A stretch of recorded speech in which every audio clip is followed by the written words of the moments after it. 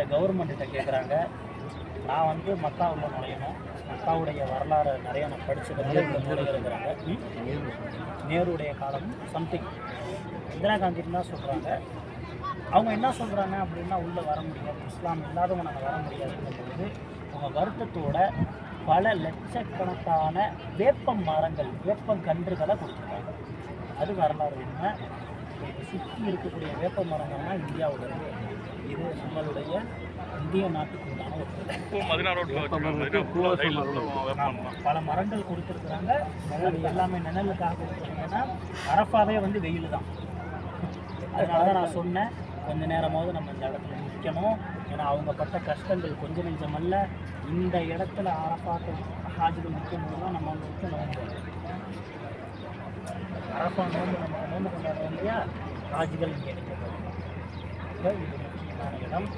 காஃபா இந்த பக்கம் இப்படி நோக்கி துவா செய்யலாம். காபா இங்கே இருக்கு. காபாவை நோக்கி துவா கேட்குறீங்க, மறந்துடாதீங்க. அரஃபாவில் கேட்கக்கூடிய துவா கபுலாகும். ஹஜ்ஜு முடித்தா என்ன சொல்லுவாங்க? ஹஜ்ஜு முடித்தா ஹாஜியார் இல்லை, அது நீங்கள் உருவாக்கின பேர். ஹஜ்ஜு முடித்தா குழந்தை போல் இறந்த குழந்தை இங்கே தான்.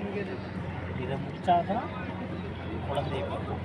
இப்போ நீங்கள்லாம் என்னவா மாறலாம்? இந்த இடத்துல நிற்கிறது, இந்த இடத்துக்காகத்தான் நான் உங்களை அங்கேருந்து கூட்டிகிட்டு வரேன். நடக்கிறதுல ஒன்றும் தப்பு இல்லை தானே. நம்ம கோடான கோடி ஸ்டெப்பு நம்ம நடந்திருக்கோம். இந்த ஒரு புனிதமான இந்த இடத்துல வந்து நிற்கிறதுல எந்த தப்பும் இல்லை.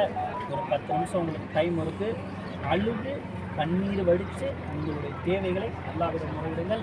அல்லாஹ்விட முறையிடுறதுக்கு நம்ம எந்த வெட்கமும் பட வேண்டியதில்லை. ஏன்னா நம்மளுடைய கல்புக்கும் நம்மளுடைய எண்ணத்துக்கும் அல்லாஹ்வுக்கு தான் தெரியும் நம்ம என்னென்ன பிரச்சனைகளை வந்திருக்கோம், நம்மளுக்கு எவ்வளோ பிரச்சனைகள் இருக்குங்கிறது யாரும் சொன்னாலும் தெரியாது.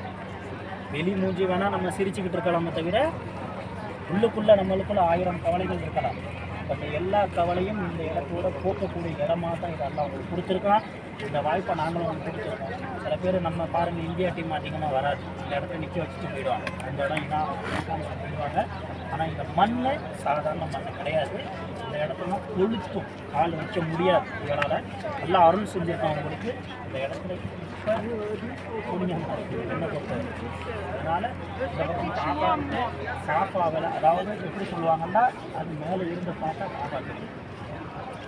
காபா பக்கத்தில் ஒரு மலை இருந்து ஜபல் போட்டு அங்கேருந்து பார்த்தாலும் தெரியும், கவுரு கோவிலேருந்து பார்த்தாலும் தெரியும்.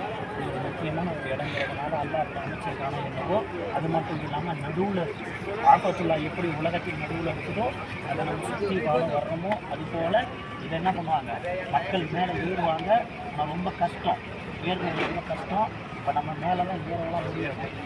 இந்த இடத்துல இருந்து இந்த புனிதத்தன்மைக்காக அல்லாஹ்ட்ட துவா செய்யுங்க. இந்த இடத்துல உங்களுக்கு அல்லாஹ் கொடுத்ததுக்காக துவா செய்யுங்க. துவா கேட்கும்போது அங்குள்ள ஆட்சிகளை துவா கேட்கும்பொழுது பலஸ்தீன மக்களை மறந்துடாதீங்க. சிறைவாசிகள், இஸ்லாமிய சிறைவாசிகளை மறந்துடாதீங்க. நம்மளுடைய நாட்டில் உள்ள பொய்யான வழக்குகள் போடப்பட்டுள்ள அந்த மக்களை மறந்துடாதீங்க. நம்ம நாட்டினுடைய ஆட்சிக்காக துவா செய்யுங்க. அது மட்டும் இல்லாமல் எங்களுக்காகவும்